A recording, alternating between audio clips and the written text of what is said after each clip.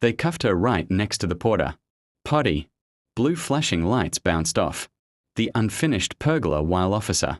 Dawsey read her Miranda rights. Her hands, still clutching a crumpled stop. Work order she printed at home, were shaking like a leaf blower in overdrive. The officer repeated with an annoyed tone that she did not have the authority to revoke a county permit. The cement truck driver, who had just been trying to finish his pour, sipped his coffee and muttered that this was one hell of a neighborhood. I didn't respond. I was too busy admiring the fresh slab of foundation she had tried to halt, which now had her footprints immortalized in it forever. The construction crew stood around taking photos with their phones, and I heard one of them say something about this being the wildest Tuesday morning he had experienced in 20 years of construction work. My name is Gregory Holt. I am 51 years old, quiet, a hobby woodworker, and I live alone with my dog, Carl. Carl is a golden retriever who barks at exactly two things, the ice cream truck and Denise Blandon. I moved to Foxbrush Hollow 5 years ago, a suburban development best known for its aggressively cheerful seasonal banners and surprisingly cutthroat bake-offs. The neighborhood newsletter once devoted 3 pages to a controversy over whether store-bought pie crusts disqualified entries from the annual pie contest. That should have been my first warning about the politics here. After years of saving and planning, I finally got approval for my backyard workshop. It would be a small, tasteful structure, so I could stop storing lumber in the laundry room and quit getting sawdust in my washing machine. The plans were modest, just a 12 by 6 foot building with proper ventilation and electrical work. I had even chosen cedar siding to match the neighborhood aesthetic. Enter Denise Blandon, HOA president for the past 6 years, real estate agent with Century 21, and recreational saboteur of other people's happiness. Her hobbies include issuing fines for leaving trash bins out 8 minutes past pickup, telling new residents that Foxbrush Hollow has a mandatory mulching aesthetic that doesn't actually exist, and measuring grass height with a ruler she carries in her purse. Denise made it clear from day one that she thought a backyard workshop was a gateway to rural blight. She actually used those exact words at the HOA meeting where I first presented my plans, despite county approval and HOA guidelines that explicitly allowed utility structures under 400 square feet. Denise began her crusade with the determination of someone who would weigh too much time on their hands. First came the passive-aggressive flyers, distributed to every mailbox on our street. They asked if your neighbor was building a man cave or a menace. The font was Comic Sans, which told me everything I needed to know about her state of mind. She had printed them on neon green paper that probably violated her own rules about acceptable colors. 4 community notices. My neighbor Tom told me he immediately threw his in the recycling, but not before noting that she had spelled construction wrong twice. Then came the emails to the entire HOA distribution list. She expressed concerns about property values declining by up to 30%, a number she clearly made up. She claimed that Gregory had not consulted the beautification committee, which didn't actually exist in our bylaws and seemed to be something she invented on the spot. She questioned whether zoning laws supported power tools that allowed, even though I hadn't even purchased any tools yet, and the workshop wasn't even built. She sent these emails at all hours, including one at 3:47 in the morning, titled, Urgent Action Required, regarding unauthorized structure. Margaret from 2 houses down replied, all asking Denise to please stop sending emails in the middle of the night. Denise responded by creating a new email list without Margaret on it. Then came the surveillance phase, which was when things got genuinely creepy. Denise was spotted crouching behind my compost bin, with binoculars on a Tuesday afternoon. I waved at her from my kitchen window. She didn't wave back.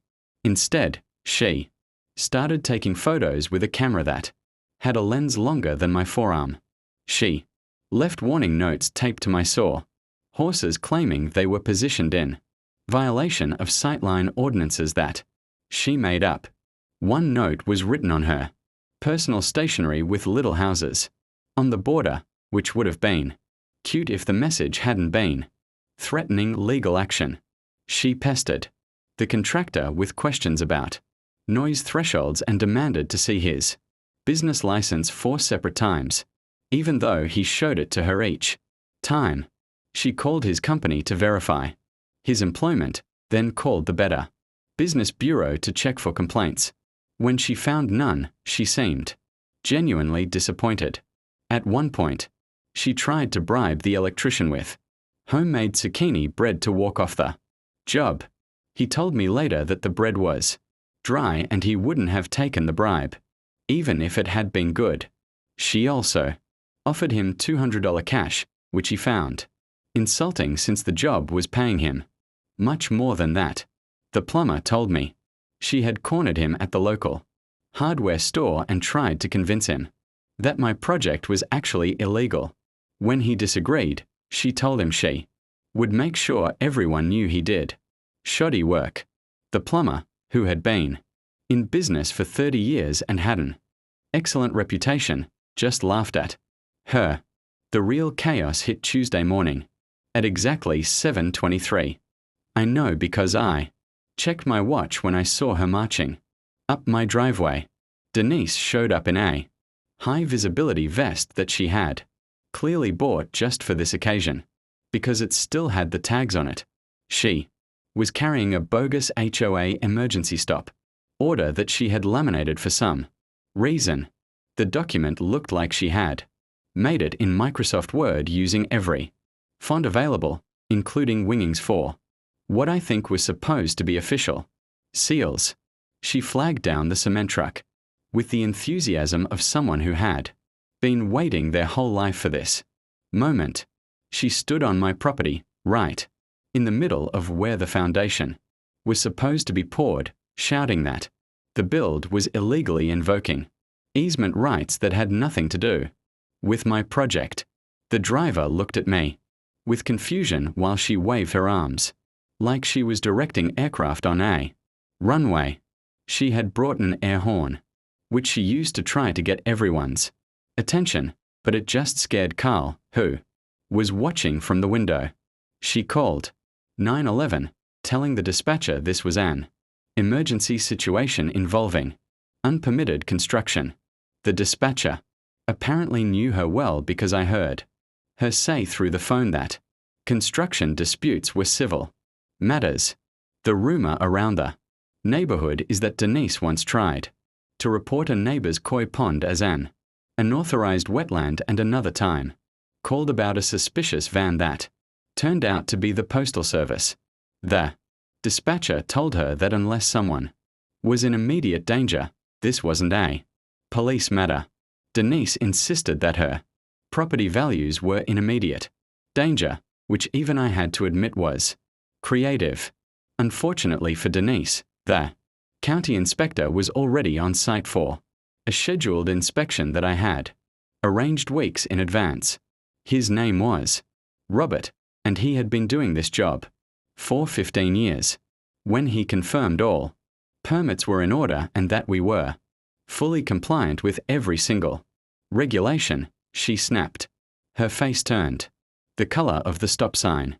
She claimed I was violating by having construction vehicles on the street. She accused Robert of being paid off, which he did not appreciate. She grabbed the inspection clipboard right out of his hands and ran across the wet concrete slab, shrieking about sovereign HOA territory and her rights as president. The inspector stood there with his mouth open while she trampled through $40,000 worth of fresh foundation work, leaving deep footprints with every step. That's when Officer Dorsey arrived in his patrol car. He had responded to Denise's calls before, and I could see the resignation on his face when he realized who had called this time. Once it was about potentially feral squirrels that turned out to be regular squirrels just trying to eat. Another time she reported flag placement violations during the 4th of July because someone's flag was 2 and 2 low according to her measurements. He even responded to a call about suspicious digging that turned out to be a 10-year-old building a sandbox. This time she wouldn't back down even when faced with an actual police officer. She demanded he issue a citation to me for disturbing the peace, even though the only person disturbing anything was her. She pointed at me and shouted with a shrill voice that I was unfit for suburban stewardship and should have my property rights revoked. The county inspector quietly asked Dorsey whether he wanted to arrest her or if he should press charges first for interfering with his official duties. The officer asked her 3 times to calm down and leave the property. Each time his voice got a little more firm. She kept yelling about her authority as HOA president, superseding county permits, state law, and apparently the Constitution itself. She claimed she had called a mayor who was a personal friend, which was interesting since our mayor had blocked her on social media after she complained about the city's choice of holiday decorations. She then said she was calling her lawyer, pulled out her phone, and called a number that went straight to voicemail because it was 7:30 in the morning. The handcuffs came out when she tried to grab the officer citation book to write me a ticket herself. She actually reached for his belt where his equipment was, which was when Officer Dorsey had clearly reached his limit with her antics. As he placed her under arrest, she kept insisting that she had executive immunity as an HOA board member. The officer informed her that wasn't a real thing. While he guided her toward the patrol car, she demanded to speak to his supervisor, the chief of police, and oddly enough, the fire chief, who had nothing to do with this situation. The cement truck driver asked if he should delay the pour, but the contractor shook his head. The concrete was already mixed, and the clock was ticking on its usability. Denise was charged with trespassing on private property, interfering with lawful construction, disorderly conduct, and attempting to take a police officer's equipment. But the real gem was what happened to the foundation that morning. The cement truck guy refused to delay the pour since the concrete would have been ruined and would have cost thousands to replace. So her panic jog across the slab left 2 perfect shoe prints and a dropped HOA badge that got sealed into the foundation forever. She had also dropped her laminated fake stop work order, which was now a permanent part of my workshop floor. The local news ran a story the next day with the headline, Suburban Showdown. HOA president tries to halt shed gets caught in concrete consequences. The reporter interviewed 3 neighbors, all of whom said they were not surprised this had happened. I printed out the article and framed it inside the workshop once. Construction was completed 3 weeks later. Denise was removed from the HOA board after an emergency vote that took less than 18 minutes.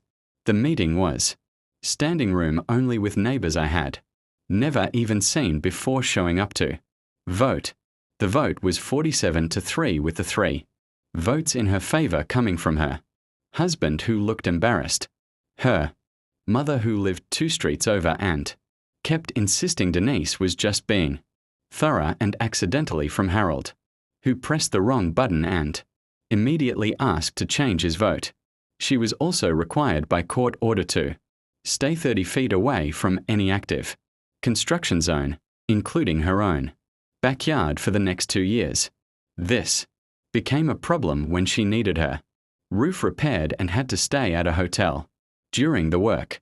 The judge also ordered her to pay $4,800 in damages for their foundation that had to be partially reporter due to her footprints, compromising the structural integrity, plus my legal fees of $2,200 and an additional $500 to the county inspector for destruction of government property when she broke his clipboard. When the judge read the total of $7,500, she stood up and shouted that this was a conspiracy between me and Big Construction. The judge, who had been patient until that point, added another $500 for contempt of court, bringing her total to $8,000. Her face went from red to white as she slumped back into her chair, her lawyer whispering furiously in her ear, finally understanding that her reign of HOA terror had come to an extremely expensive